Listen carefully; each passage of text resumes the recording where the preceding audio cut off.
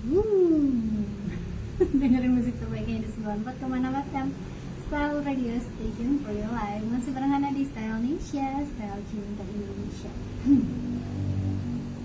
Nah sahabat-sahabat, tadi kita sedang membicarakan tentang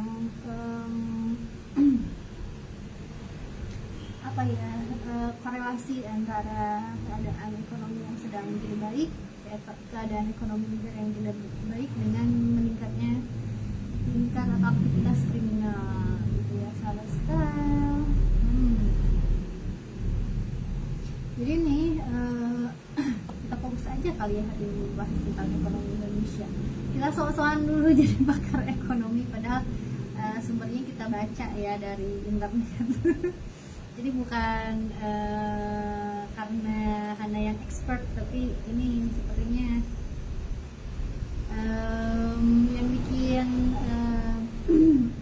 yang bikin konten yang expert ya sahabat style. Jadi kemarin Hana mendengarkan podcast dari siapa ya, lupa namanya itu. Lupa sih, Koko itulah Nudina Escape pokoknya namanya.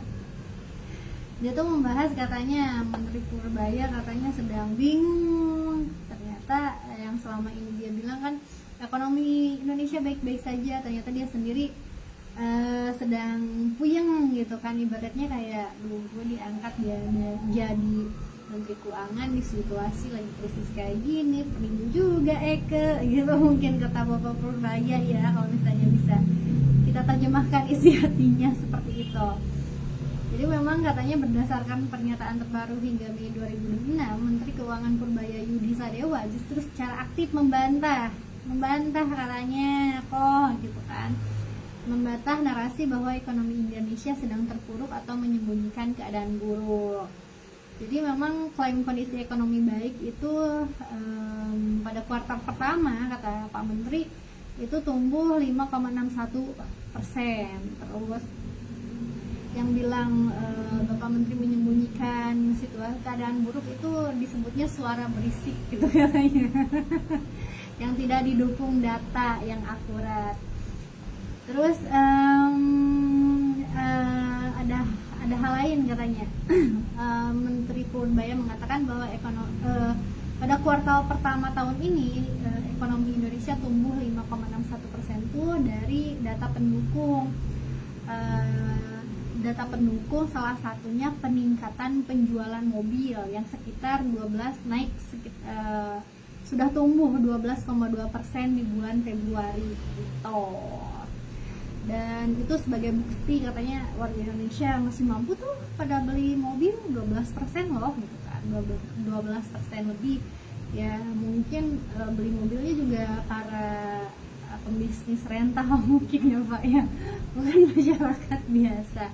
Dan Hana juga menemukan informasi gitu kan, karena kalau misalnya kita sadari masih berkaitan ya sama tadi informasi awal dengan keberangkatan haji, orang-orang pada beli real gitu kan, sementara harga maksudnya itu nilai realnya itu menurut Hana cukup mahal ya, menyentuh angka 5.000 ya, yang setahu Hana real itu cuma 3.000-an ya.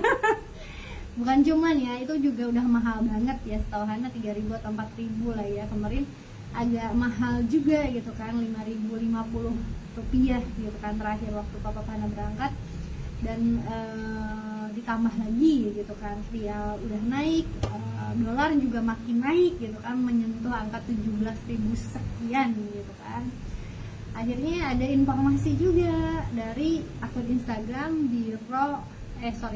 Bit or Expose dengan headline-nya RI tak percaya dolar Amerika Serikat.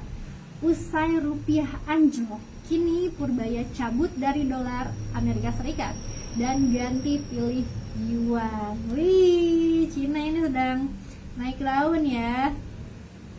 Jadi rupiah memang tertekan ya, bukan sama dolar aja, sama rial juga tertekan. Rupiah tertekan, pemerintah pilih langkah berani. Rupiah terus melemah hingga menyentuh rekor terburuk sepanjang masa. Di tengah tekanan global, pemerintah tidak melakukan intervensi, tetapi memilih strategi baru mengurangi ketergantungan pada dolar. Keputusan ini memicu kekhawatiran dan rasa penasaran. Sih khawatiran juga, tapi penasaran juga ya, berani banget ya. RI berani tinggalkan dolar, pilih utang ke Cina.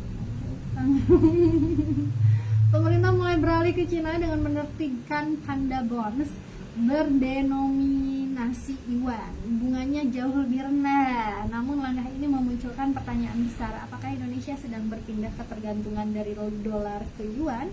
Karena memang di Iran sendiri kan mereka kalau misalnya mau beli minyak gak terima ya kalau dibayar pakai dolar, terimanya pakai yuan. Kalau misalnya mau pakai bitcoin sekalian.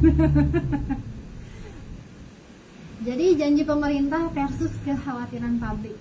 Pemerintah memastikan kondisi keuangan aman dan meminta masyarakat tenang, tidak bisa. Namun rupiah masih tertekan, memunculkan dilema besar, apakah strategi ini akan menyelamatkan ekonomi atau justru membawa risiko baru di masa depan. Gitu. Jadi dilansir nih ya sahabat style, Menteri Keuangan Purbaya Yudi Sadewa justru mengambil langkah yang cukup berani. Bukan intervensi pasar, tapi perlahan mengurangi ketergantungan Indonesia terhadap dolar Amerika Serikat, terutama dalam urusan utang negara. Dilansir dari CNBC Indonesia, strategi yang dipilih adalah menertibkan panda bonds di Cina dengan mata uang yuan. Menariknya, bunga yang ditawarkan hanya sekitar 2,3%, jauh lebih rendah dibanding obligasi rupiah yang bisa menyentuh kisaran 6%. Ini jadi sinyal kuat bahwa Indonesia mulai mengubah arah strategi pembiayaan ke sesuatu yang lebih efisien dan tidak bergantung pada satu mata uang saja. Langkah ini diharapkan bisa memperkuat rupiah sekaligus membuka sumber devisa baru. Apalagi rupiah sempat menyentuh level terlemah sepanjang sejarah di angka 17.410 per dolar. Meskipun begitu, pemerintah mencoba menenangkan publik. Pesan dari Presiden jelas, kondisi keuangan negara masih aman dan cadangan cukup kuat. Sekarang yang jadi pertanyaan, apakah ini benar-benar solusi jangka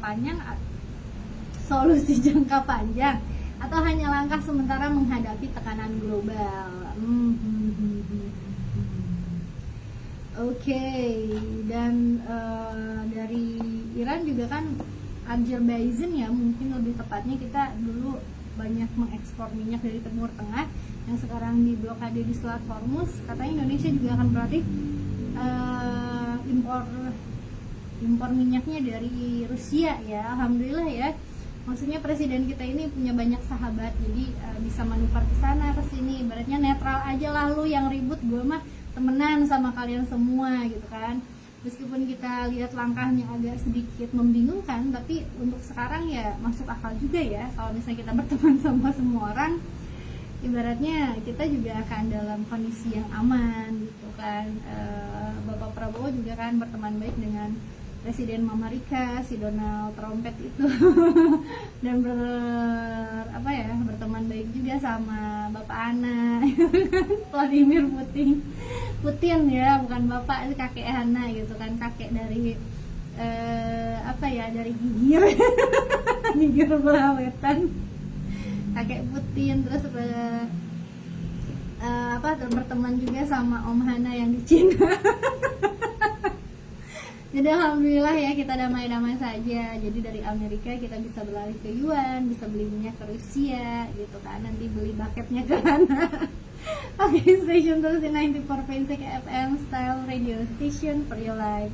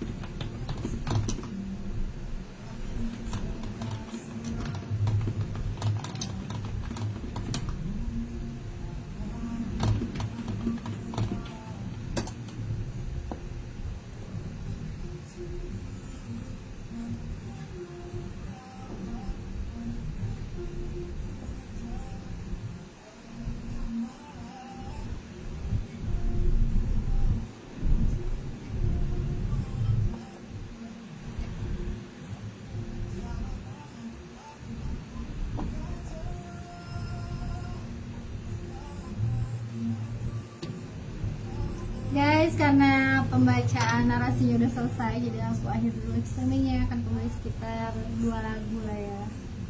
Thank you for watching. Suara sedang tidak enak ini.